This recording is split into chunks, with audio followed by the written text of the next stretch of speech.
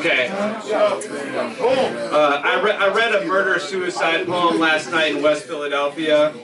And that might be the core of West Philadelphia. It's just sort of like a murder-suicide daycare, listening to the same songs over and over again by hippies, with some mild parental backing. Last night I told Connor he needs more of himself in his serious poems, more vulnerability. And I enjoy giving out the criticism so much. And many people accept or come to me for advice, so I still have that momentum. And now I'm writing in my friend Julian's voice. I was wrong.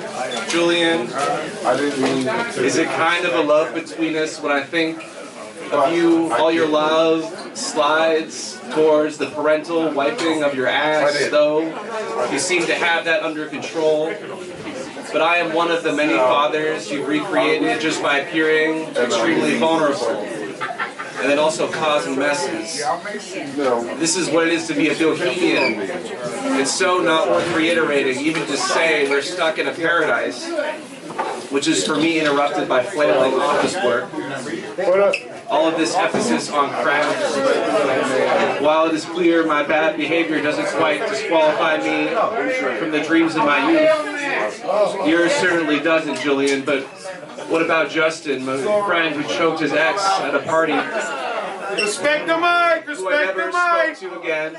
Sorry. He was pursued by his Indian neo-fascist parents to become an electrician and spent a summer homeless in Los Angeles and refused to talk about it. Actually, these Nepo baby trips into seasonal camping tend to fuck their whole life up due to brain damage, lacking sleep. Again, there is nothing left to say but the quiet, queer, cottagecore pursuit, which is lacking a slight access to vital performances, which is half dream, half real in the scene, the basis of which is cosplay.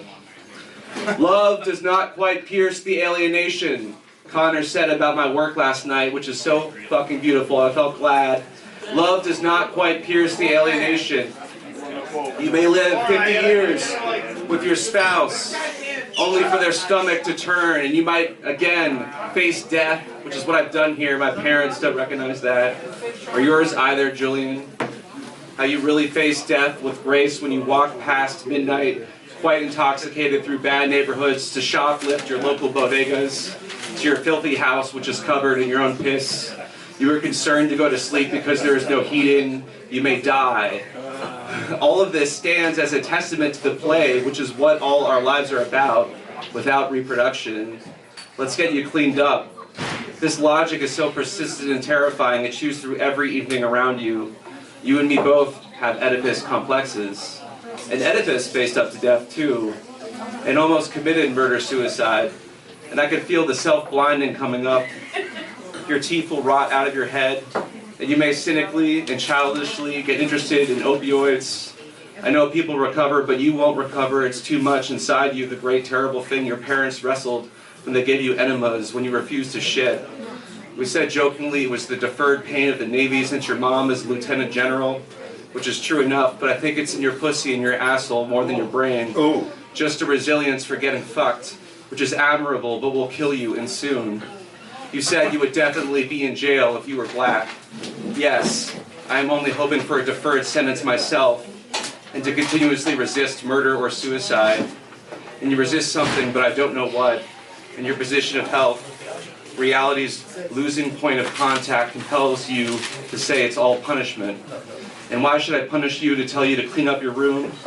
Oh, it's like crime scene cleanup. We've had 2 lovers who both ingest each other's feces, and it's general throughout the house. I didn't tell you I looked into taking that job. They need strong stomachs, 4 more EMTs, and I was completely innocent. I had just read some true crime, which jokingly pings off my real interest in murder or suicide, which is such a reaction to the mental health brokerage, Al-Anon assist staff grimacing through their transitional appointments.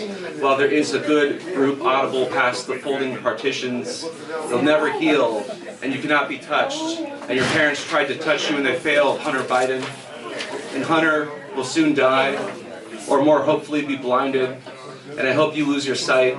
And we have already lost 1 friend who tried suicide by cop after the election, who I almost hope is dead, since I don't know what that's like. Thank you.